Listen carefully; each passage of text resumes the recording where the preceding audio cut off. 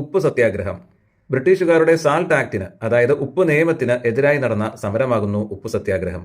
ബ്രിട്ടീഷുകാരുടെ ഉപ്പ് നിയമം എന്താണെന്ന് പറഞ്ഞാൽ, നമ്മുടെ കടൽ തീരത്ത് നിന്ന് ഉപ്പ് എടുക്കുന്നതിൽ ബ്രിട്ടീഷുകാർ നികുതി ഏർപ്പെടുത്തി. ബ്രിട്ടീഷുകാർക്ക് നികുതി കൊടുക്കാതെ ഉപ്പ് കുറുക്കിയാൽ ജയിൽ ശിക്ഷ അനുഭവിക്കണം. ഇതായിരുന്നു ഉപ്പ് നിയമം. ഇതായിരുന്നു ബ്രിട്ടീഷുകാരുടെ സാൾട്ട് ആക്ട്. ഈ ഒരു ഉപ്പ് നിയമം ലംഘിക്കുവാനായി 1930 സിവിൽ നിയമലംഘന പ്രസ്ഥാനത്തിന്റെ ഭാഗമായി ഗാന്ധിജി നടത്തിയ സമരമായിരുന്നു ഉപ്പ് സത്യാഗ്രഹം. സിവിൽ നിയമലംഘന പ്രസ്ഥാനം എന്ന് പറഞ്ഞാൽ അന്യായമായ നിയമങ്ങൾ സമാധാനപരമായി എതിർക്കുകയും ലംഘിക്കുകയും ചെയ്യുന്ന ഒരു രാഷ്ട്രീയ പ്രസ്ഥാനമാകുന്നു സിവിൽ നിയമലംഘന പ്രസ്ഥാനം.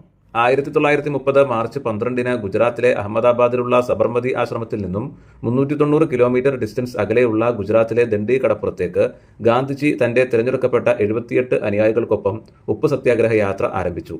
അപ്പോൾ പ്രത്യേകം ശ്രദ്ധിക്കുക, ഉപ്പ് സത്യാഗ്രഹ യാത്ര ആരംഭിച്ച വർഷവും ഡേറ്റും 1930 മാർച്ച് 12 എവിടെ നിന്നാണ് ആരംഭിച്ചത്? ഗുജറാത്തിലെ അഹമ്മദാബാദിലുള്ള സബർമതി ആശ്രമത്തിൽ നിന്നും. എത്ര കിലോമീറ്റർ ഡിസ്റ്റൻസ് ആയിരുന്നു? 390 കിലോമീറ്റർ ഡിസ്റ്റൻസ് അകലെയുള്ള ഗുജറാത്തിലെ ദണ്ഡി കടപ്പുറത്തേക്കായിരുന്നു അന്ന് ഉപ്പ് സത്യാഗ്രഹ യാത്ര ആരംഭിച്ചത്.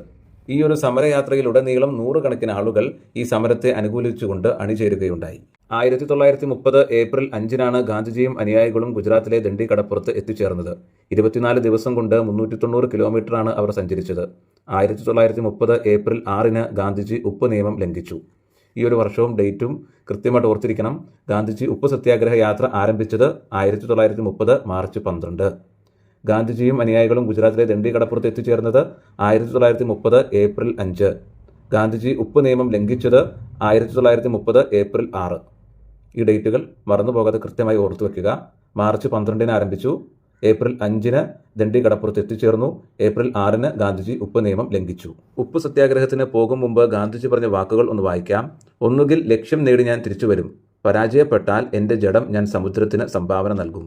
ദണ്ഡി യാത്രയിലെ, അതായത് ഉപ്പ് സത്യാഗ്രഹത്തിലെ സത്യാഗ്രഹികൾ തൂവള്ള ഖാദി വസ്ത്രങ്ങളാണ് ധരിച്ചിരുന്നത്. അതുകൊണ്ട് ദണ്ഡി മാർച്ചിനെ വെണ്മയുടെ ഒഴുകുന്ന നദി എന്ന് പറയപ്പെടുന്നു. ഗാന്ധിജിയുടെ ഉപ്പ് സത്യാഗ്രഹത്തോട് ആഭിമുഖ്യം പ്രകടിപ്പിച്ചുകൊണ്ട് ഇന്ത്യയിലെ എല്ലാ സംസ്ഥാനങ്ങളിലും ഉപ്പ് സത്യാഗ്രഹങ്ങൾ നടന്നിരുന്നു. കേരളത്തിൽ കണ്ണൂരിലെ പയ്യന്നൂരിലും കോഴിക്കോട്ടെ ബേപ്പൂരിലും എന്നിവിടങ്ങളിലായി ഉപ്പ് സത്യാഗ്രഹം നടന്നിരുന്നു. 1930 ഏപ്രിൽ 13 കെ കേളപ്പൻ നയിച്ച കേരളത്തിലെ ഉപ്പ് സത്യാഗ്രഹ യാത്ര ആരംഭിച്ചത്. 32 പേരായിരുന്നു കെ കേളപ്പനോടൊപ്പം ആ യാത്രയിൽ ആദ്യം അണിചേർന്നത്. പിന്നീട് യാത്രയിലുടനീളം 100 കണക്കിന് ആളുകൾ അതിനെ അഭിഗമിക്കുകയുണ്ടായി. കേരളത്തിലെ ഉപ്പ് സത്യാഗ്രഹത്തിലെ പ്രധാന വേദി പയ്യന്നൂരായിരുന്നു. പയ്യന്നൂരിനെ രണ്ടാം ബർദോളി എന്നും അറിയപ്പെടുന്നു. കണ്ണൂരിലെ പയ്യന്നൂരിനെ രണ്ടാം ബർദോളി എന്ന് പറയുവാനുള്ള കാരണം, ഗുജറാത്തിലെ ബർദോളിയിൽ ഇന്ത്യൻ സ്വാതന്ത്ര്യ സമരവുമായി ബന്ധപ്പെട്ട് അരങ്ങേറിയിട്ടുള്ള പല സമരങ്ങളും കണ്ണൂരിലെ പയ്യന്നൂരിലും സമാനതകളോടുകൂടി നടക്കുകയുണ്ടായി. അത് കാരണം കൊണ്ടാണ് കണ്ണൂരിലെ പയ്യന്നൂരിനെ രണ്ടാം ബർദോളി എന്ന് അറിയപ്പെടുന്നത്. കേരളത്തിലെ ഉപ്പ് സത്യാഗ്രഹത്തിന്റെ ഗാനമായിരുന്നു വരിക വരിക സഹചരെ എന്നത്. ഗാന്ധിജിയുടെ ദണ്ഡി ഉപ്പ് സത്യാഗ്രഹത്തിന്റെ ഗാനമായിരുന്നു രഘുപതി രാഘവ രാജാറാം.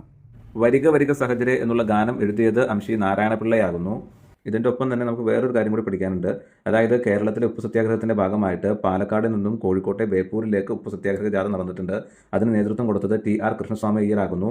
TR കൃഷ്ണസ്വാമി അയ്യർ പാലക്കാട്ടെ തന്റെ ശിവഗിരി ആശ്രമത്തിൽ നിന്നും കോഴിക്കോട്ടെ ബേപ്പൂരിലേക്ക് ഉപ്പ് സത്യാഗ്രഹ ജാഥ നടത്തിയിട്ടുണ്ട്. അപ്പോൾ നമ്മൾ പറഞ്ഞു വന്നത് കേരളത്തിലെ ഉപ്പ് സത്യാഗ്രഹത്തിന്റെ ഏറ്റവും പ്രധാനപ്പെട്ട വേദിയായിരുന്നു പയ്യന്നൂർ.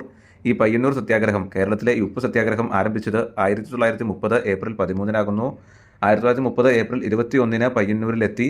1930 ഏപ്രിൽ 23 ഉപ്പ് നിയമം ലംഘിച്ചു. ഈ ഡേറ്റുകൾ മറന്നു പോകരുത്. കേരളത്തിലെ ഉപ്പ് സത്യാഗ്രഹ ജാഥ ആരംഭിച്ചത് 1930 ഏപ്രിൽ 13 1930 ഏപ്രിൽ 21 പയ്യന്നൂർ കടപ്പുറത്തുവരെത്തി. 1930 ഏപ്രിൽ 23 കേരളത്തിൽ ഉപ്പ് നിയമം ലംഘിച്ചു. എന്നാൽ ദേശീയ തലത്തിലുള്ള ഗാന്ധിജിയുടെ ഉപ്പ് സത്യാഗ്രഹത്തിന്റെ ഡേറ്റും ഇതായിട്ട് ക്ലാഷ് ആവരുത്. ഗാന്ധിജിയുടെ ഉപ്പ് സത്യാഗ്രഹത്തിന്റെ ഡേറ്റ് ഞാൻ പറയാം, ശ്രദ്ധിച്ച് കേൾക്കുക. ഗാന്ധിജിയുടെ ഉപ്പ് സത്യാഗ്രഹം ആരംഭിച്ച ഡേറ്റ് 1930 മാർച്ച് 12 പിന്നീട് 1930 ഏപ്രിൽ 5 ഗുജറാത്തിലെ ദണ്ഡി കടപ്പുറത്ത് എത്തിച്ചേർന്നു. 1930 ഏപ്രിൽ 6 ഗാന്ധിജി ഉപ്പ് നിയമം ലംഘിച്ചു. അപ്പോൾ ഒരിക്കൽ കൂടി പറയാം, ഗാന്ധിജിയുടെ ഉപ്പ് സത്യാഗ്രഹ സമരം ആരംഭിച്ച ഡേറ്റ് 1930 മാർച്ച് 12, ദണ്ഡി കടപ്പുറത്ത് എത്തിയ ഡേറ്റ് 1930 ഏപ്രിൽ 5, ഉപ്പ് നിയമം ലംഘിച്ചത് 1930 ഏപ്രിൽ 6. അപ്പോൾ മാർച്ച് 12, ഏപ്രിൽ 5, ഏപ്രിൽ 6 വർഷമെല്ലാം സെയിമാണ്, 1930. എന്നാൽ കേരളത്തിലെ ഉപ്പ് സത്യാഗ്രഹവുമായി സംബന്ധിച്ചുള്ള ഡേറ്റ് പറയാം, വർഷം സെയിം തന്നെയാണ്, 1930 തന്നെയാണ്. എന്നാൽ കേരളത്തിലെ ഉപ്പ് സത്യാഗ്രഹം ആരംഭിച്ച ഡേറ്റ് എന്ന് പറയുന്നത് ഏപ്രിൽ 13 പയ്യന്നൂരിലെ കടപ്പുറത്ത് എത്തിയത് ഏപ്രിൽ 21 പയ്യന്നൂരിൽ വെച്ച് ഉപ്പ് നിയമം ലംഘിച്ചത് ഏപ്രിൽ 23 അപ്പോൾ ഏപ്രിൽ മാസങ്ങളിലാണ് കേരളത്തിലുള്ള ഉപ്പ് സത്യാഗ്രഹം നടന്നത്. April 13, April 21, April 23. എന്നാൽ ഗാന്ധിജിയുടെ ഉപ്പ് സത്യാഗ്രഹം ആരംഭിച്ചത് മാർച്ച്, ഏപ്രിൽ മാസങ്ങളിലായിട്ടാണ്. മാർച്ച് 12 തുടങ്ങി ഏപ്രിൽ 5-ന് എത്തിച്ചേർന്നു, ഏപ്രിൽ 6-ന് ഉപ്പ് നിയമം ലംഘിച്ചു. അപ്പോൾ അത് മാറിപ്പോകാതെ പ്രത്യേകം ബൈഹാർട്ട് ചെയ്ത് വയ്ക്കുക, മനസ്സിലാക്കി വയ്ക്കുക. താങ്ക്